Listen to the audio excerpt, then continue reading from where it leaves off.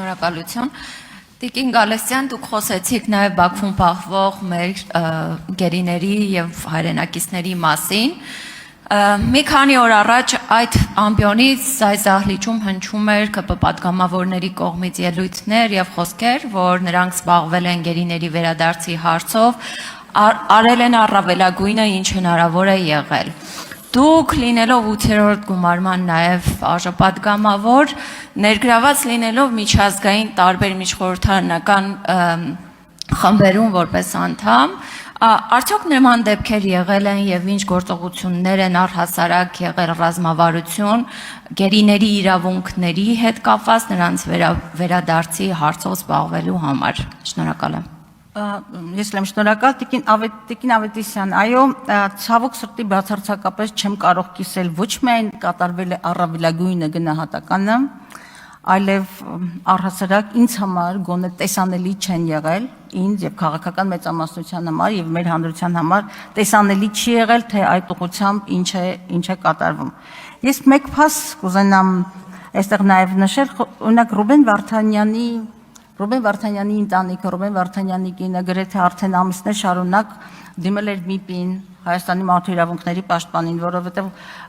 Արցախից, Բաքվից ազդակներ կային, այնտեղ այցելություն կազմակերպելու ուղղությամբ եւ այլն, բացարձակ անհաղորդություն եւ կարծեմ վերջերս արտաքին գործոց նախարարությունը կարծեմ հրավիրել է ընտանիքի անդամներին խոսելու։ Ես ինքս ցավով եմ սա ասում, Արձանակ փաստ եմ ունեցել եւ առերեսվել են մի իրականության հետ, երբ որ Պորտոյում անցյալ տարի ԵԱՀԿ խորհրդանական վեհաժողովում շատ մեծ ջանքերի գնով այսպես հաջողվեց ինձ օրակարգ մտցնել մի լրացում, որով առաջարկվում էր, որպեսզի մոնիտորինգային միջազգային խումբ, որը ԵԱՀԿ այսպես մանդատի մեջ մտնում է, որպեսզի մոնիտորինգային միջազգային խումբ գնա Բաքու, մշտադիտարկելու երկու կարևոր ուղղություն, առաջինը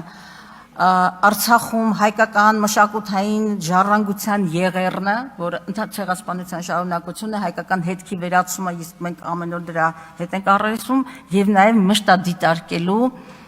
Բաքվում պահվող մեր հայրենակիցների պայմանները, իրավունքները, արդար դատավարություն եւ այլն։ Ցավոք սրտի ես մեր պատվիրակության կողմից աջակցություն չստացա։ Հիմա միգուցե կպատասխանենք, ասեմ, որ սա այսբերգային աշխատանք է, մի մասը դուք չեք տեսնում եւ այլն, ես չեմ կարող, որտեղ օրինակներ չունեմ եւ խոսել առավելագույնի մասին, բնականաբար ես չեմ կարող, բայց ես կարծում եմ շարունակեմ աշխատել միջազգային կազմակերպությունների հետ, Հայդատի գրասենյակների հետ, որի գործունեությունը այստեղ խայտառակորեն եւ չիմացաբար եւ անիմացաբար եւ դիտավորությամբ այստեղ փորձում է ստվերվել եւ մեր քաղաքական կազմակերպությունը, մեր քաղաքական ուժը եւ մեր դաշինքը հնարավոր բոլոր հարթակները օգտագործելու են այս հարցը հնչեցնելու, բարձրացնելու, ինչպես իմ խոսքում ասացի, սա յուրաքանչյուր հայի եւ Հայաստանի պետականության իբրև արժանապատվության եւ հեղինակության խնդիրն է։ Պետության արժանապատվության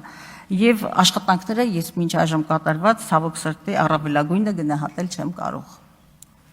Արձագանք։ Շնորհակալություն, ինչպես նաեւ հարց դրանից բխող, արդյոք Հայաստանում այս պահին պետական մասշտաբով իրականացվում է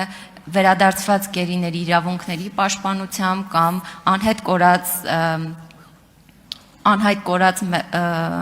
հայերի հետ, ընտանիքների հետ կապված, նրանց իրավունքների պաշտպանության հետ կապված ինչ ասելիք ունեք եւ արդյոք այդտեղ աշխատանք կա անելու թե ոչ։ Բնականաբար անհայտ կորածների, ընդհանրապես գերիների, ընտանիքների հետ աշխատանքը շատ կարևոր ուղղությունն է եւ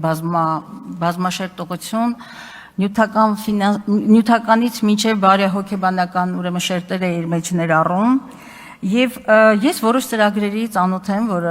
իրականացրել է Հայաստանի Հանրապետության կառավարության կողմից, բայց եւ գիտեմ մի շարք